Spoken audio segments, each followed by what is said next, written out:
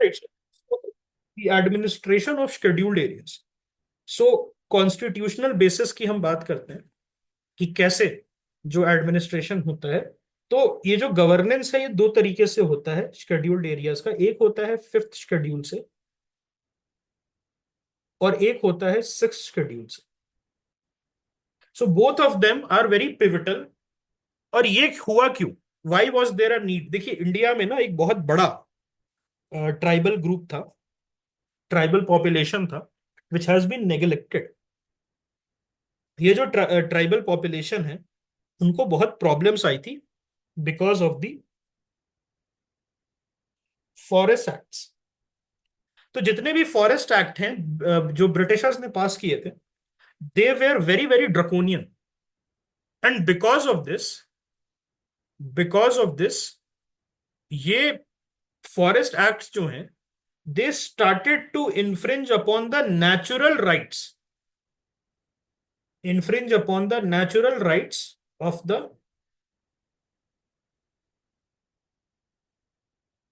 Tribals. Okay, tribals के जो natural rights है उस पर इन्फ्रिंज करने लगे। देखिए, tribals before britishers, before colonial rule, why did they were at peace? Because उस समय जो है, even during Mughal era, even during pre Mughal era and during the ancient times, they used to live in perfect harmony with nature.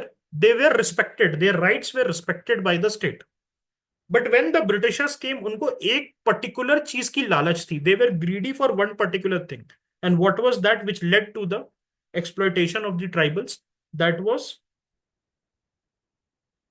timber.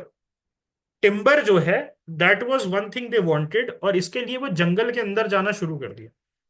अब ये जो है जंगल के अंदर जाना शुरू कर दिया टिम्बर के लिए, so they came face to face with the tribals. Timber के साथ एक और चीज थी। टिम्बर तो था ही, timber was 90% of the reason. 10% एक और छोटा सा रीजन था, आप वो बता सकते हैं? Not land for agriculture. 1813 act में इन लोगों को आने दिया गया था। 1813 चार्टर एक्ट में these people were allowed to come. These were the missionaries. Specially जो है tribals, they were very very ripe clients, आप ऐसे कह सकते हो। They were very very good clients for conversion to Christianity. तो ये जो है टिम्बर के साथ साथ कन्वर्जन के लिए दे स्टार्टेड टू इंटरैक्ट। इसीलिए जो है we started having these problems with Ulgulan. याद है Ulgulan of the Mundas? They said कि हमें जो है चाहिए। Then Santhals rebellion, all of them they said that कि ये जो दिक्कूज हैं, याद है dikus, these dikus should be thrown out. Dikus का मतलब क्या होता है? Basically outsiders. एंड ये जो है Birsa Munda, he was against the conversion that was happening. Okay, the conversion that was happening among the Munda tribes. ये सारी प्रॉब्लम्स चलती रही। So when India got independence in 1947, there were two school of thoughts. One school was isolationist and one school was assimilationist.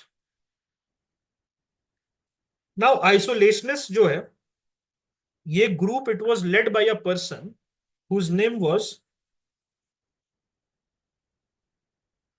Barrier Elwin. और Verrier Elwin जो है, he was from, he was a foreigner, Britisher missionary थे। And he came to India. He started working as a missionary in tribal areas and he got very close to Nehru. He got very very close to Nehru. और नेहरू के close आते आते इन्होंने जो है, basically he started dictating the policies. He started doing what? He started dictating the policies. और यही tribal Panchsheel इसी के साथ तो आया था।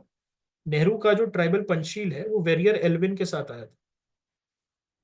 ओके, तो ये जो है, इन्होंने कहा कि हमें छोड़ देना चाहिए, हमें जो है आइसोलेशनिस्ट अप्रोच लगाना चाहिए। And the tribals, they should be left alone and they should practice their own methods. Then there were a group of Indian anthropologists who were assimilationists. And these people, the assimilationists, they said that no, we cannot leave out the tribal brothers and sisters, and these tribals brothers and sisters, they basically what they want is that कि आप जो है इधर आ जाइए, वापस हमारे साथ आइए और इंडिया के ग्रोथ में आप पार्ट बनिए। ये जो वेरियर एल्विन साहब थे, ये चाहते थे जैसे अमेरिका में रिजर्व्स होते हैं उस तरीके से रिजर्व्स बने इंडिया में for the tribals. whereas the assimilationists they were against Verrier Elvin, saying this is a foreigner जिसका इन्फ्लुएंस गलत है, और हम चाहते हैं कि ट्राइबल ब्रदर्स एंड सिस्टर्स साथ आए। तो इंडिया ने कौन सा अप्रोच अपनाया फाइनली, आइसोलेशनिस्ट या असिमिलेशनिस्ट?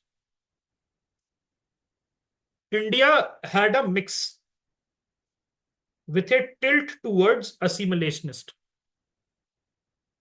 इंडिया अगर असिमिलेशनिस्ट पॉलिसी आप देखेंगे, ST reservation in politics, ST reservation in your education, the tribal atrocities act, तो असिमिलेशनिस्ट वो हो गया।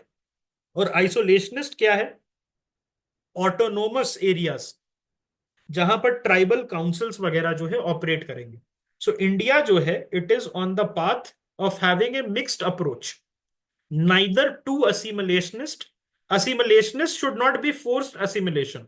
ऐसा नहीं होना चाहिए जैसे ब्रिटिशर्स ने क्या किया था कनाडा में, they went there, they captured the land and then they took the kids of the Indians, और उन किड्स को जो है ब्रिटिशर शर्ट पैंट पहना के और उसको बाइबल हाथ में दे दिया था। तो उस टाइप का असिमिलेशन नहीं चाहिए। what we wanted was to keep the options open for the tribal. If a tribal wants to go back, okay, if a tribal wants to go back to his heritage or culture and practice the way of life of his ancestor, he is free to do so under the fifth schedule area and the sixth schedule area. And if he wants to come and get integrated to the modern civilization, to the new civilization, to the civilian civilization, आप ऐसे कह सकते हो, उसके लिए भी वो option open रखा गया है। अब चीज क्लियर है, ये बैकड्रॉप क्लियर है।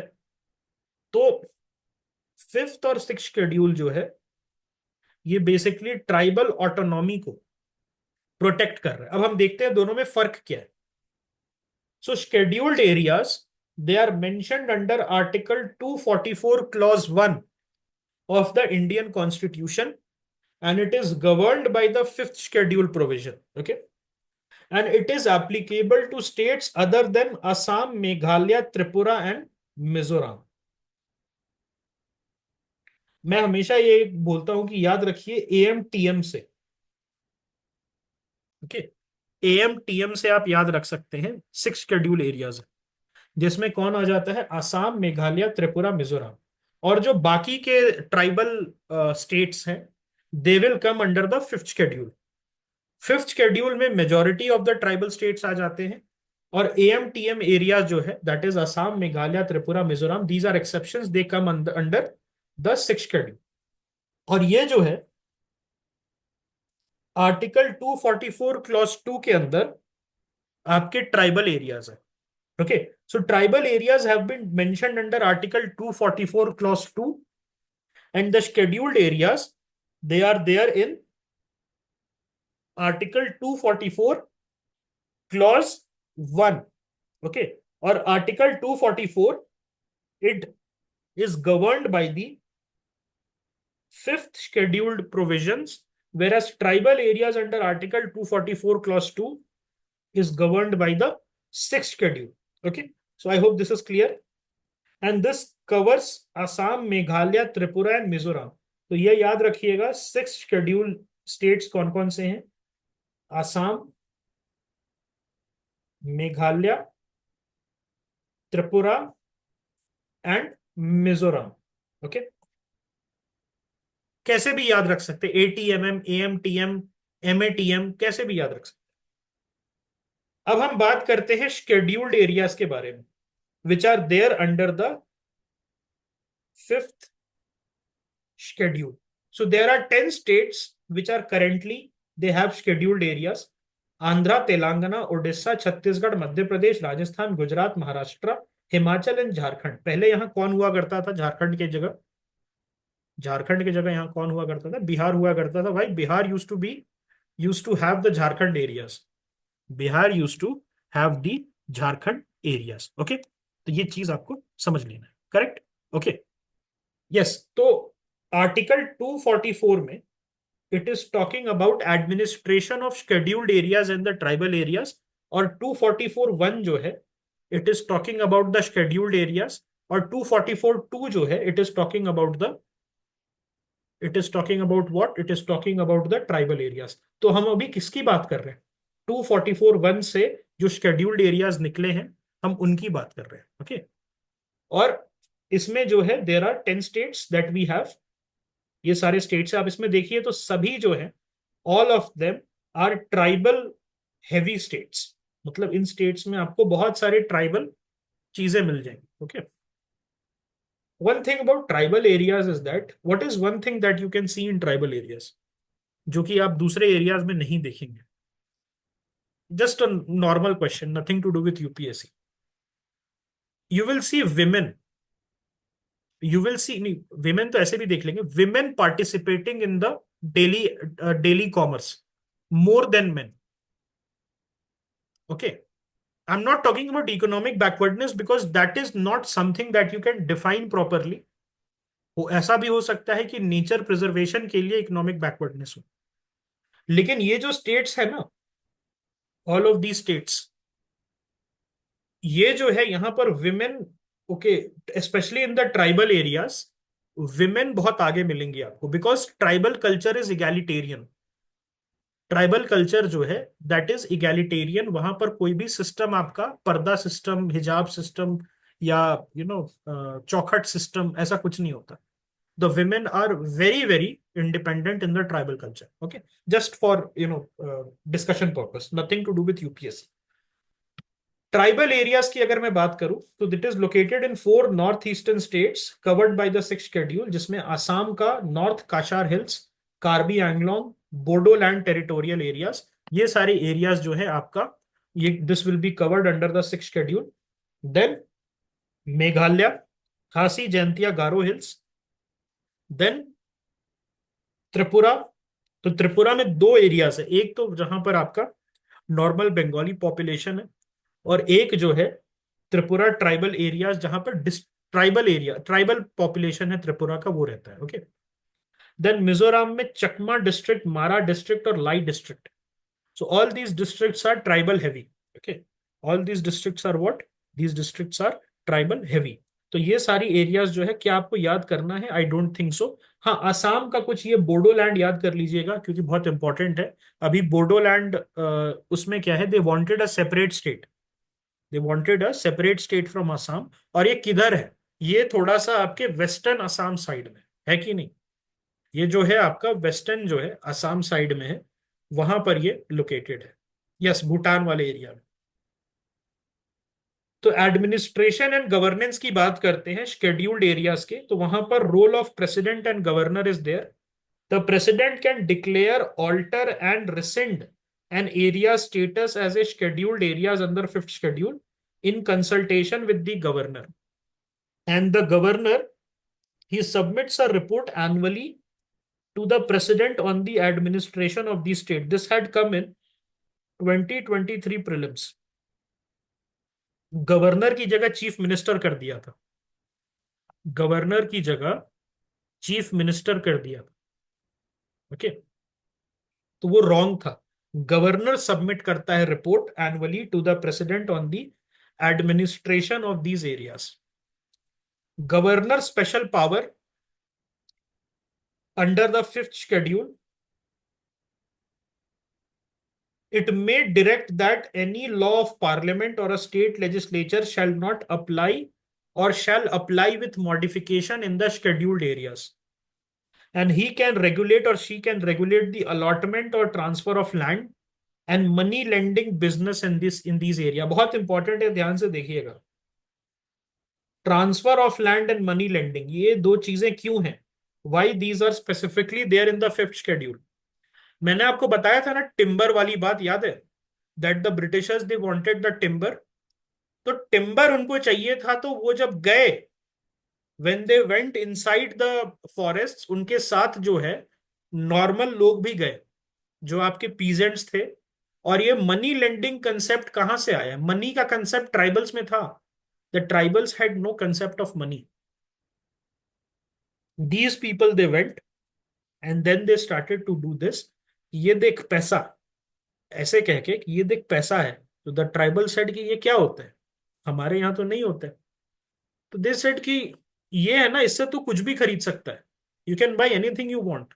And the tribal was amused, यार ये तो बड़ी अच्छी चीज है, यहाँ पर हम दिन भर काम करते हैं, तब जाके हमारा when we hunt the boar, we collect the all these things, the shrubs and the roots and the fruits, और ये मुझे कुछ ऐसी चीज दे रहा है जिससे मैं खरीद सकता हूँ। They did not understand the concept of money.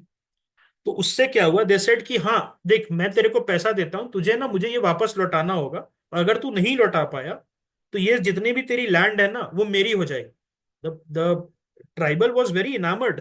हाँ हाँ ठीक है ठीक है ठीक है, वो तो हो जाएगा। उसको यही नहीं पता था कि पैसा कमाने के लिए भी काम करना पड़ता है, बिकॉज वो नॉर्मल काम बहुत मेहनत से करता था, लेकिन वो मनी का कंसेप्ट ही नहीं था, जो पेपर मनी का कंसेप्ट होता ही नहीं था उनको। उनको लगा कुछ जादुई चीज है जो आ जाएगी।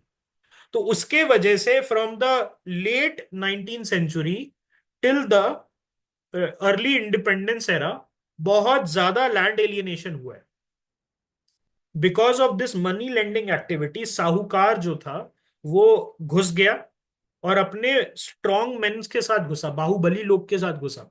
ही used to beat the tribal and then take his land. He used to make the tribal his bonded labour. तो इसीलिए जो है after independence it was felt कि transfer of land and money lending provision जो है, transfer of land और money lending provision, इसको regulate किया जाएगा, so that people from cities they can not take advantage of the innocent tribals. Any regulation made by the governor, it becomes law only after the president's assent. तो governor decide कर सकते हैं, special power use करना, लेकिन before it is executed he requires the president's assent. Then tribal advisory council, so each state with the scheduled areas, they must have what? They must have a tribal advisory council. Okay okay? और ये tribal advisory council जो है, ये कहां से आता है? Fifth schedule से आता है। कहां से आता है? टीएसी फिफ्थ शेड्यूल से आता है। Okay, and each state with scheduled areas must have a tribal advisory council to advise on the ST population welfare। जैसे मध्य प्रदेश की अगर मैं बात करूं, तो मध्य प्रदेश में there is a very large peasant population. Who is a peasant? You and me. नहीं, it's not the same. Okay, it's not the same, TAC is different. Okay, TAC is different, वो हम देखेंगे। Okay, alright. ये जो है, okay, ये जो है अगर आप देखेंगे, इसमें पीजेंट जो है, पीजेंट पॉपुलेशन के साथ साथ, पीजेंट पॉपुलेशन के साथ साथ आपकी जैसे मध्य प्रदेश में बहुत बड़ा बैगा ट्राइब हो गया, गोंड ट्राइब हो गया, then what else, what all tribes are there in Madhya Pradesh. तो बहुत सारे ट्राइब्स जो है सेंटर में रहते हैं, centre of the Madhya Pradesh, मतलब मध्य प्रदेश के मध्य में बहुत सारे ट्राइब्स रहते हैं। ओके, सो उन ट्राइब्स के लिए जो है एसटी वेलफेयर अलग से करना पड़ेगा। उनके लिए क्या करना पड़ेगा? उनके लिए अलग से करना पड़ेगा। Okay, I hope this is clear. Okay, legislative flexibility, एक मिनट, क्वेश्चन है। आई am not very sure whether after the coming of president Murmu tribal schemes have increased or not. That has to be seen, I think. उसका study करना पड़ेगा, then only we will get to know. सो ये चीज समझिए, that provisions related to the administration of fifth schedule areas, they can be amended by ordinary legislation with no special constitutional amendment needed. किसी भी type का special constitutional amendment आपको नहीं चाहिए। Provisions related to administration of scheduled areas they can be amended by ordinary legislation. और PESA, what is पेसा? तो आपको याद है 73rd और 74th कॉन्स्टिट्यूशनल अमेंडमेंट एक्ट जो आया था, जो लोकल सेल्फ गवर्नेंस इंडिया में लेके आया, उसके लिए जो है उस समय व्हेन 73rd अमेंडमेंट एक्ट केम, उस समय वो ट्राइबल एरियाज या शेड्यूल्ड एरियाज में नहीं था। उसके लिए जो है अलग से लाया गया panchayat extension to scheduled areas. तो ये इंपावर करता है gram sabha with local self governance in scheduled areas, ensuring tribal communities have direct participation in decision making. और कहीं पे करता है, ये तो पैसा में करता ही है, लेकिन ग्राम सभा को और कहीं पे पावर है। और किसी एक्ट के अंदर पावर है, फॉरेस्ट राइट्स एक्ट 2006, उसके अंडर भी इनके पास पावर है। एंड फॉरेस्ट राइट्स एक्ट जो है बहुत ज्यादा कंप्रिहेंसिवली ग्राम सभा के पावर्स को बताता है इन द शेड्यूल्ड एरियाज। तो अगर आपको माइनिंग करना है ट्राइब शेड्यूल्ड एरियाज में, अगर आपको कुछ भी ऐसा करना है, मनी लेंडिंग करना है, कुछ भी आपको लैंड होल्डिंग करना है, किसी का लैंड खरीदना है, ये सारी चीजें जो है एफआरए में बहुत अच्छे से कवर्ड है। ये हम पढ़ेंगे इन्वायरमेंट एंड इकोलॉजी के क्लासेस में, okay, when we will do the environmental legislation. Okay, yes, recently I think there was an amendment, उसको भी हम लोग कंप्लीट करेंगे। अब हम बात करते हैं ट्राइबल एरियाज में। तो ट्राइबल एरियाज जो है वो 6 शेड्यूल के अंदर होता है, और it is basically in north eastern states, AMTM जो हमने डिस्कस किया था। ओके, तो यहां पर जो है ऑटोनॉमस डिस्ट्रिक्ट का कंसेप्ट है। अब समझ में आया? Tribal advisory council TAC is there in the 5th schedule. Tribal advisory council is in the 5th schedule. और ये जो 6 शेड्यूल एरियाज में है, वहां पर आपका एडीसी का कंसेप्ट है, ऑटोनोमस डिस्ट्रिक्ट काउंसिल का। ओके, क्या ये चीज क्लियर है अब? TAC is for 5th schedule, ADC is for 6th schedule. उसीलिए वो कह रहा था just wait before we go to the 6th schedule. Okay, क्योंकि TAC is for 5th schedule and ADC is for 6th schedule. So governor यहां किसके पास power है? गवर्नर के पास पावर है that he can create, modify, मर्ज और divide these districts और even convert them into autonomous regions if multiple tribes inhabit the same district. और ये क्वेश्चन जो है 6 शेड्यूल का, this has come in 2022 prelims. 2022 के प्रीलिम्स में जो है ये क्वेश्चन आपका आया था। District and regional councils. So district councils में कितने मेंबर्स होते हैं? 30 मेंबर्स होते हैं, and this is establish under the 6th schedule. इसमें से 4 मेंबर जो हैं वो नॉमिनेटेड होते हैं by the governor. 4 member, that is 30 - 4, तो ये 4 मेंबर जो हैं they are nominated by the governor. Rest 26 they will be elected based on adult franchise for a period of 5 years। And regional councils may be formed if districts are subdivided by the governor for different tribal community. Can I say that under the 6th schedule, the governor has sweeping powers? The governor has sweeping powers under the 6th schedule. And can the same thing be said in the 5th schedule? नहीं, वहां पर क्या है? Governor has powers but with the presidential oversight. Can I say like this?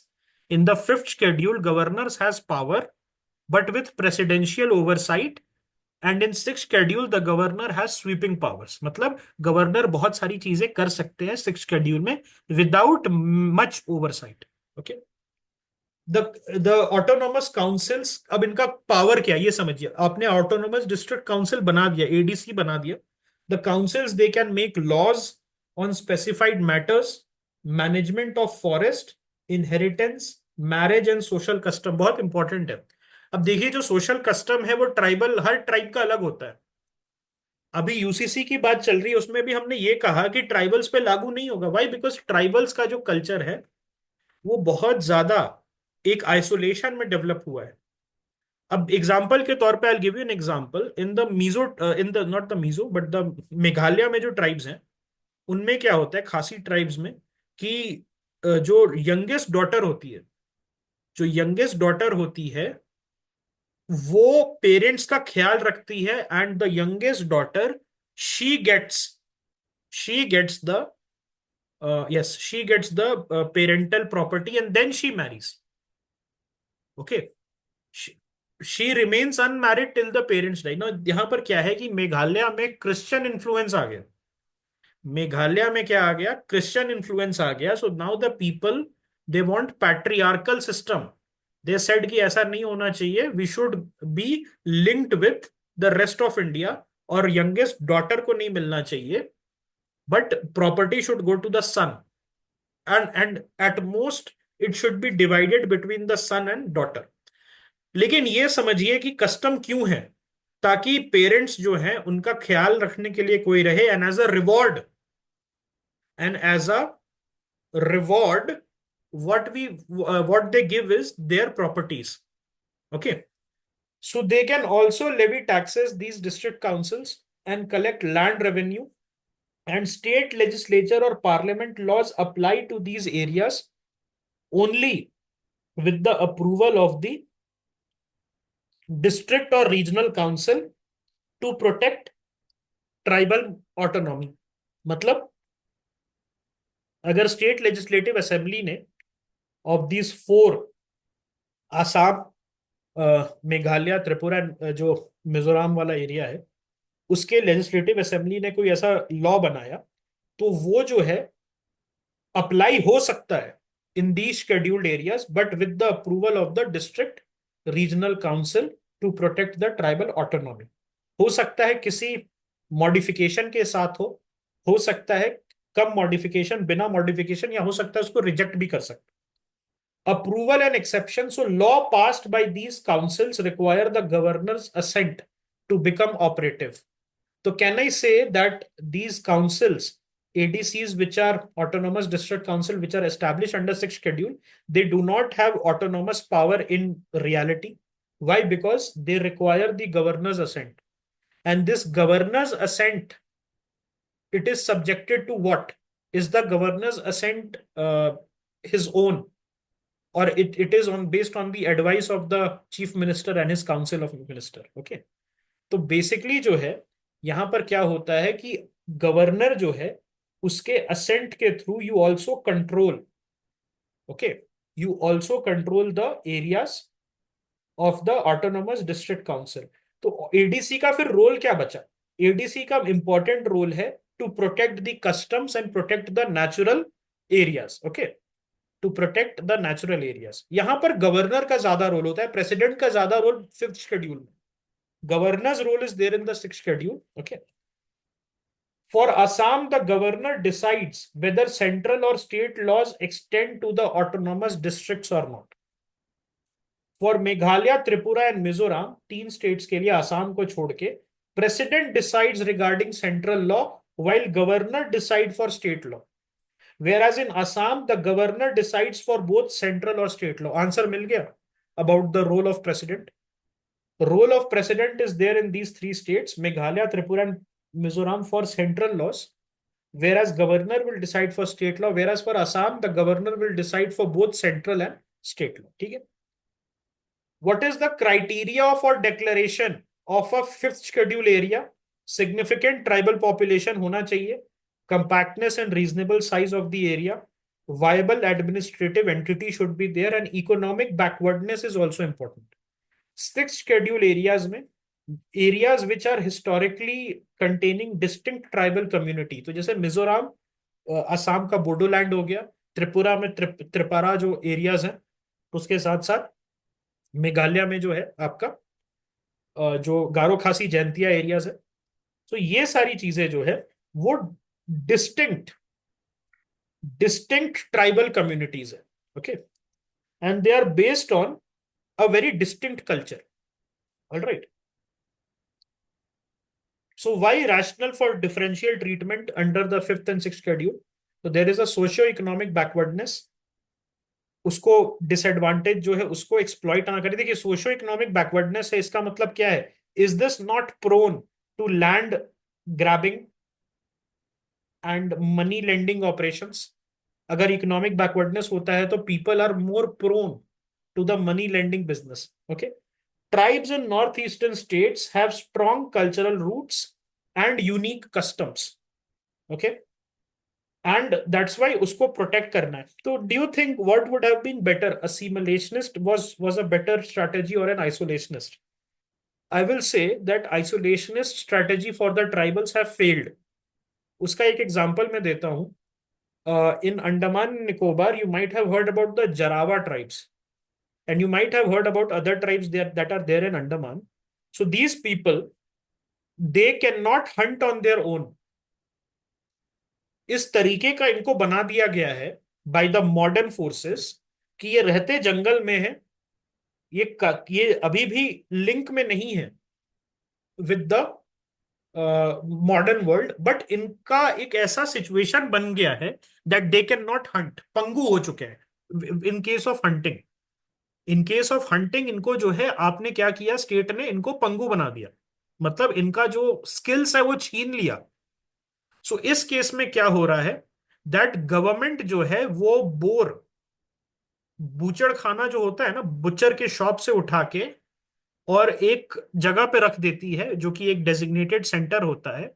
और ये जरावास जो है ये रात को आते हैं और ये जो है बेसिकली जो बोर है उसको ले जाते हैं। तो फिर पता चलता है कि हाँ रात को जरावाज आए थे या कोई भी ट्राइब आया था on these people.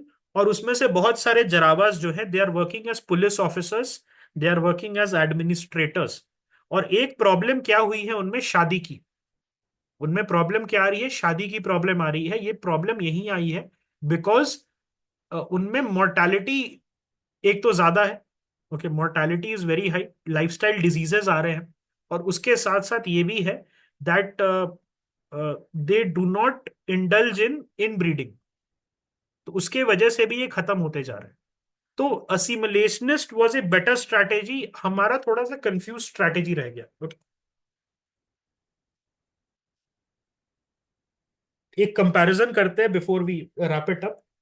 Scheduled areas under fifth schedule 10 states, tribal areas 244 clause 2, ये आसाम, मेघालय, त्रिपुरा, मिजोरम। इसमें article 244 1 in fifth schedule, article 244 2 six schedule. Administrative units under fifth schedule regular district होते हैं आपके, whereas autonomous district council आपका create होता है कहां पर, सिक्स शेड्यूल में, ये याद रखिएगा। TAC is there in fifth schedule and ADC is there in six schedule. Okay. Governor's role क्या होता है?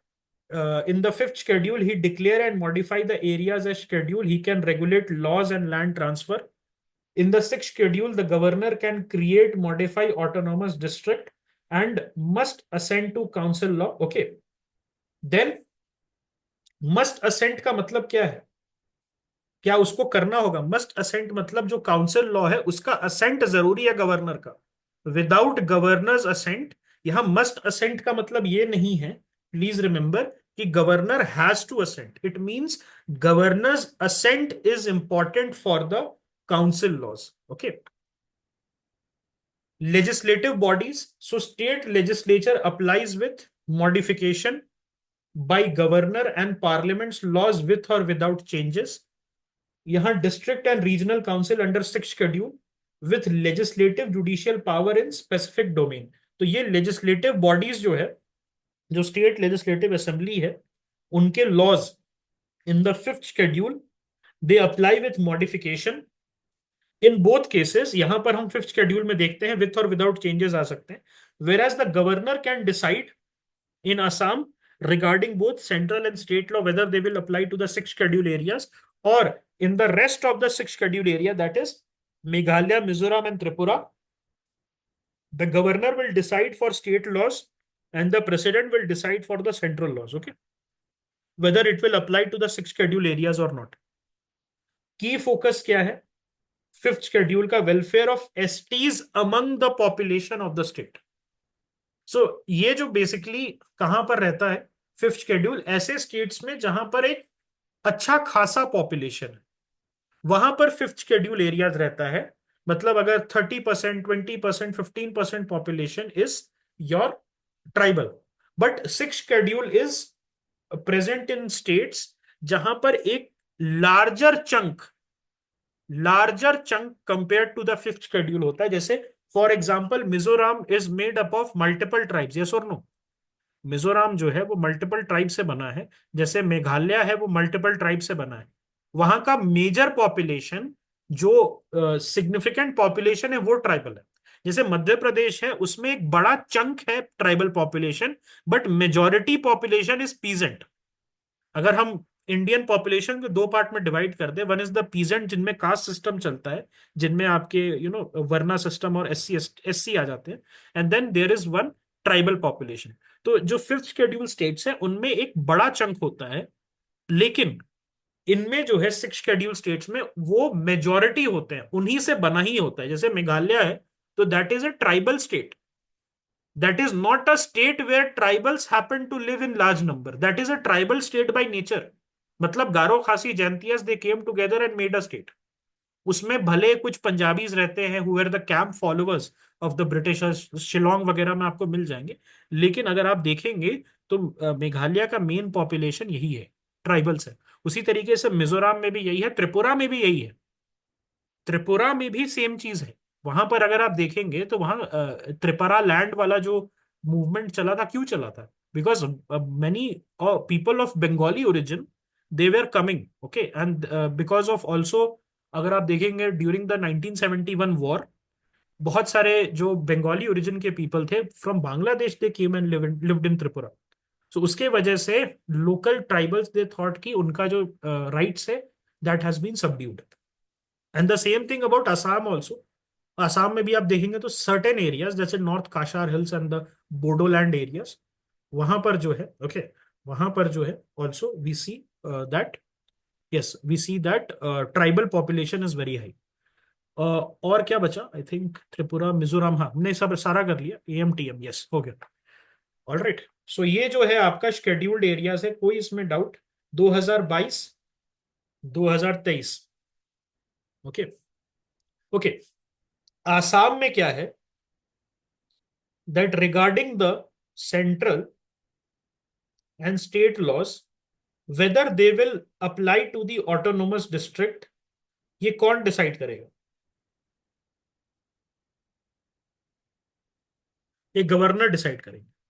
तो कितने स्टेट्स थे टोटल सिक्स शेड्यूल में? सिक्स शेड्यूल में कितने स्टेट्स थे? चार। उसमें से एक आसाम इज अ डिफरेंस, और मेघालय, त्रिपुरा एंड मिजोरम, उसमें जो सेंट्रल लॉ है whether it will apply to the autonomous region, ये प्रेसिडेंट डिसाइड करेंगे।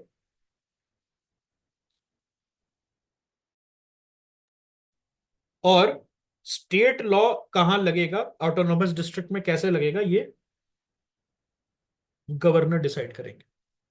क्या ये चीज क्लियर है?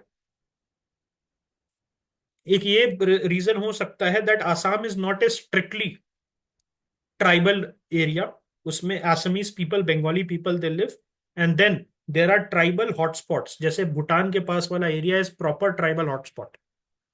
देन नॉर्थ काशार हिल्स जो हो गया आपका, और जो ये आपका बोडोलैंड वाला एरिया है, these are very big hotspots, okay. तो हो सकता है वहां पर इसलिए ना ये प्रोविजन डाला गया हो। और दूसरा अगर आप देखेंगे MTM, that is Meghalaya, Mizoram and Tripura, यहाँ पर these are majority tribal areas, okay. Karbi Anglong as well in Assam, okay. Yes you are correct. Assam में सेंट्रल और स्टेट का जो है वो गवर्नर करते हैं, और सेंट्रल और स्टेट का, सेंटर का प्रेसिडेंट, और ऐसे गवर्नर, ओके। क्या ये चीज क्लियर है? ओके।